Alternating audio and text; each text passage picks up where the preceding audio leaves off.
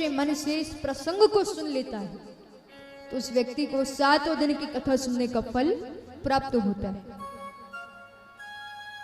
तो अब जो श्री कृष्ण है वो मथुरापुरी के राजा बन चुके हैं। राजा जरूर बने हैं लेकिन आज भी ब्रजवासियों की याद सताती है, बहुत याद आती है। कभी कभी ऐसा होता है कि याद बहुत ज्यादा आने लगती है। श्री कृष्ण जो है वो अपने कक्ष में बैठ करके रोने लगते हैं।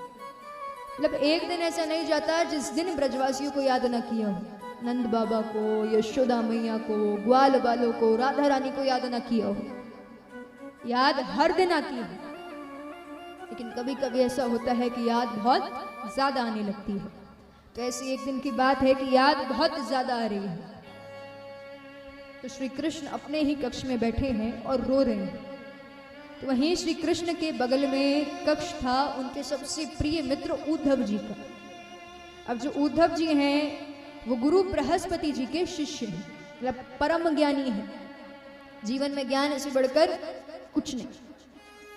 और जो उद्धव जी हैं उनका स्वरूप स्वभाव सब श्री कृष्ण जैसा है, मतलब चाल ढाल, बोलना चालना, दिखना सब श्री कृष्ण जैसा। मानो यदि कोई पहली बार देखे उद्धव जी को तो ऐसा लगे जैसे श्री कृष्ण ही चले आ रहे हैं, इतने एक जैसे दिखते हैं दोनों।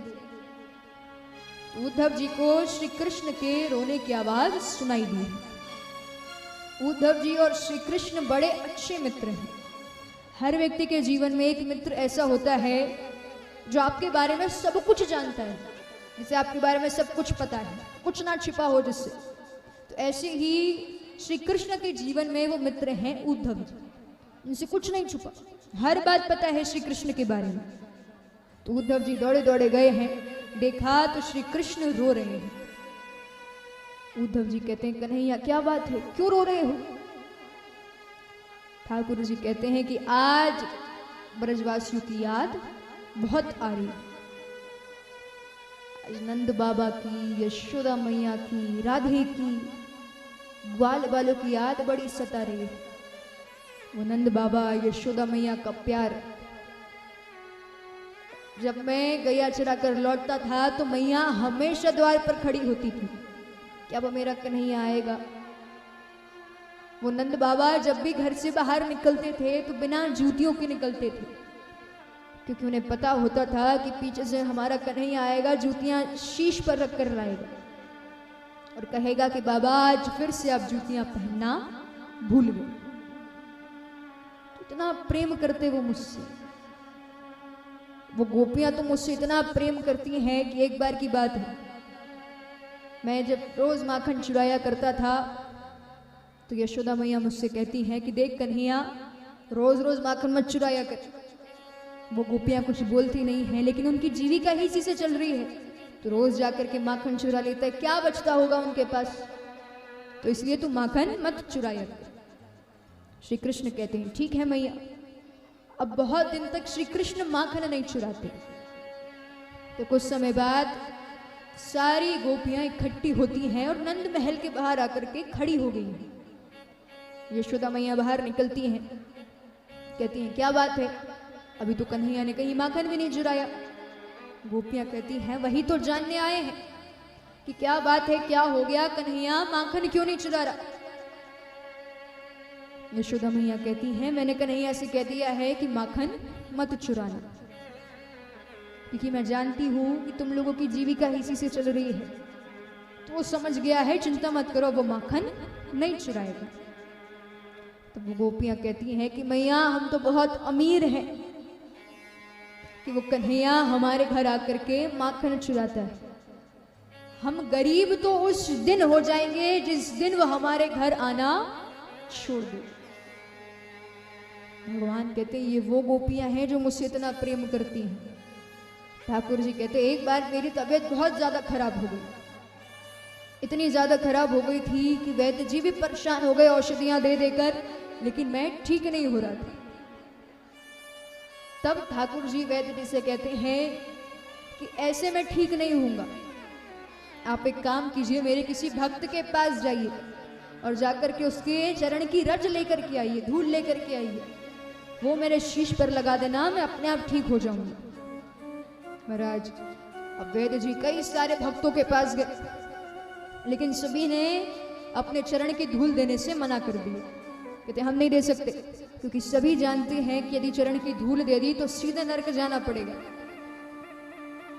अब यही प्रस्ताव लेकर के गोपी के पास गए। जैसे ही उस गोपी ने सुना, तुरंत तैयार, ठीक है आप मेरे चरण की धूल ले जाओ। वेद जी कहते हैं नरक जाना पड़ेगा। वो गोपी कहती है कि कन्हैया के लिए तो कुछ भी कर सकती हूँ, नरक कौन सी बड़ी बात। तब वो गोपी अपने चरण की धूल दे देती है। ठाकुर जी कहते हैं तो ये वो गोपियां हैं जो मुझसे इतना प्रेम करती हैं और मैं उनको छोड़कर आ गया। और सबसे ज्यादा दुख यदि मैंने किसी को दिया है तो वो अपनी राधे को। उन्होंने मुझसे इतना प्रेम किया, मुझे अपना माना, और मैंने क्या किया, मैं अपनी राधे को छोड़कर चला आया। भगवान कहते हैं सबसे ज्यादा दुख यदि मैंने किसी को दिया है तो वो अपनी राधे को दिया। और ठाकुर जी राधे राधे करके रोने लगे। महाराज इतना सब कुछ श्री कृष्ण ने कहा, लेकिन इन सब बातों का थोड़ा सा भी असर उद्धव जी के ऊपर नहीं पड़ा। उद्धव जी कहते कन्हैया ऐसी ही बात थी तो ब्रजवासियों को समझा कर आते कि अब मैं यहां नहीं रह सकता, मुझे मथुरा जाना पड़ेगा। पहले समझा कर चले आते तो आज इतनी दिक्कत नहीं होती। ठाकुर जी कहते हैं मैं तो नहीं समझा पाया, तुम समझा दो। श्री कृष्ण सोचते हैं यही अवसर ठीक है, उद्धव जी को यह समझाना पड़ेगा कि ज्ञान से ऊपर भी कुछ है और वो है प्रेम। क्योंकि उद्धव जी की नजरों में सिर्फ ज्ञान सबसे ऊपर है, प्रेम तत्व को वो नहीं जानते। श्री कृष्ण सोचते हैं ये अवसर बिल्कुल उचित है कि उद्धव जी को ये समझाया जाए कि ज्ञान से ऊपर भी कुछ है और वो है प्रेम। ठाकुर जी कहते मैं तो नहीं समझा पाया, एक काम करो आप जाकर के समझा दो। उद्धव जी को लगता है इसमें कौन सी बड़ी बात, जाकर के बोलना ही तो है। कहते हैं ठीक है मैं जाकर के समझा दूंगा। श्री कृष्ण कहते हैं जितना आसान लग रहा है बोलने में उतना ही मुश्किल है करने में। ऐसे मत जाओ, अरे ऐसे जाओगे तो ब्रज में कोई आपकी तरफ देखेगा भी नहीं। एक काम करो मेरा पीतांबर ओढ़ करके जाओ, तब आपकी तरफ सब देखेंगे। उद्धव जी कहते हैं ठीक है कन्हैया। भगवान का पीतांबर ओढ़ लिया है, रथ पर सवार हो गए हैं। कहते हैं कुछ ही समय में वापस आता हूं, मैं आराम से ब्रजवासियों को समझा करके चला आऊंगा। श्री कृष्ण कहते हैं ठीक है देखते हैं। अब उद्धव जी रथ पर सवार हो गए हैं और निकल पड़े हैं नंद महल की तरफ। तो रास्ते में कुछ गोपियां मिलती हैं। उन गोपियों से कहते हैं कि नंद महल कहाँ है। गोपियां कहती हैं आप मथुरा से आए हो। उद्धव जी कहते हैं आपको कैसे पता। गोपियां कहती हैं वो नंद महल है, उसके बारे में कौन नहीं जानता, सभी जानते हैं, केवल जो मथुरा से आए हुए होते हैं वही नहीं पहचान पाते। तब गोपियां उद्धव जी को नंद महल का रास्ता बताती हैं। कुछ समय बाद ही उद्धव जी पहुंचते हैं नंद महल। अब श्री कृष्ण ने सभी का भेष बताया है कि कौन कैसा दिखता है जिससे जानने में दिक्कत ना हो। अब पहुंच करके आवाज लगाई नंद बाबा। अंदर से कपकपाती हुई सी आवाज आई रुको मैं आता हूं। अब एक क्षण के लिए नंद बाबा को लगता है कि मानो उनका कन्हैया चला आया है। महाराज दौड़े दौड़े चले गए और जाकर के उद्धव जी को गले से लगा दिया। तो दूसरे क्षण लगता है ये मेरा कन्हैया नहीं है। थोड़ा सा हटा करके देखा तो उद्धव जी। महाराज ये देख करके और दुखी हो गए और जोर जोर से रोने लगे। उद्धव जी पहले पहचान नहीं पाए कि नंद बाबा हैं, क्योंकि जो वेश बताया था उससे बिल्कुल विपरीत हो चुके हैं। बुजुर्ग हो गए हैं, चेहरे पर झुर्रियां आ चुकी हैं, आंखें अंदर तक धंस चुकी हैं। उद्धव जी कहते हैं क्षमा करना हम आपको पहचान नहीं पाए। मैं श्री कृष्ण का मित्र हूं उद्धव, श्री कृष्ण का संदेश लेकर के आया हूं। जैसे ये बात नंद बाबा ने सुनी अंदर बैठाते हैं। यशोदा मैया को आवाज सुनाई दी। यशोदा मैया को भी लगता है कि मानो मेरा कन्हैया चला आया है। महाराज यशोदा मैया ने दौड़ लगा दी, लेकिन जाकर के देखा तो उद्धव जी। यशोदा मैया भी बड़ी दुखी है, रोने लगी है। यशोदा मैया कहती हैं कि आज फिर से उस कन्हैया ने संदेश भेज दिया। अरे जाकर के उस कन्हैया से कहो कि संदेश से काम नहीं चलेगा, उसे स्वयं को आना पड़ेगा। कब तक हम संदेश सुनते रहे? नंद बाबा कहते ये सब बातें छोड़ो, एक काम करो, उद्धव जी बड़ी दूर से आए हैं, मैं उनके भोजन का प्रबंध करता हूँ। अब स्वाभाविक सी बात है, यदि भोजन लेने जाना है तो व्यक्ति रसोई घर में जाएगा, लेकिन नंद बाबा बाहर की तरफ जाते हैं। उद्धव जी सोचते हैं रसोई घर अंदर है, बाहर क्यों गए? तो उद्धव जी रसोई घर में जाकर के देखते हैं। अब जैसे ही रसोई घर को देखा तो आंखें फटी की फटी रह गई। रसोई घर में जाले पड़ रहे हैं, मानो जब से कन्हैया गए हैं तब से उस घर में भोजन नहीं बना। कहते हैं इतना प्रेम, आज के समय में कौन किससे इतना प्रेम करता है? महाराज हाल ये है कि उद्धव जी की आंखों में आंसू आ गए। अब रात्रि भर बैठ करके नंद बाबा यशोदा मैया श्री कृष्ण की लीलाओं को याद कर रहे हैं, रोते जा रहे हैं, रोते जा रहे हैं। नंद बाबा कहते हैं वसुदेव जी देव की ठीक है? कहते हैं हाँ वो ठीक है। यशोदा मैया कहती हैं हमारा कन्हैया कैसा है? क्या उसे हमारी याद नहीं आती?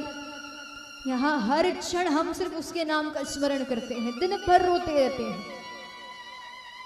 उद्धव जी कहते हैं कि कन्हैया रोज आप लोगों को याद करके रोता है। अब महाराज इस तरह से बातें चल रही हैं, सुबह हो जाती है बात करते करते।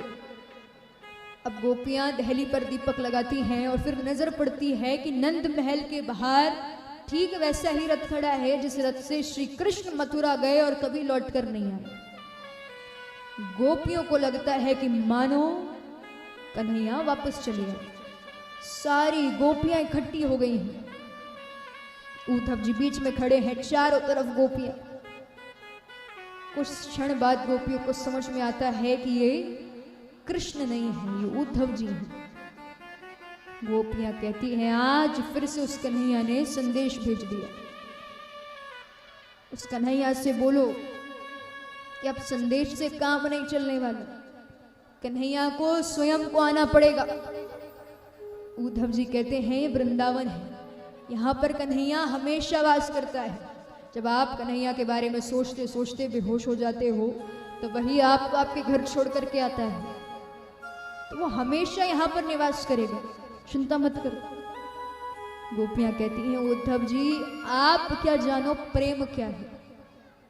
आपके जीवन में ज्ञान सबसे ऊंचा है, आपकी नजरों में हम हैं अनपढ़ गवार, लेकिन सबसे जरूरी है कि हम हमारी कन्हैया की नजरों में बहुत ऊंचे हैं।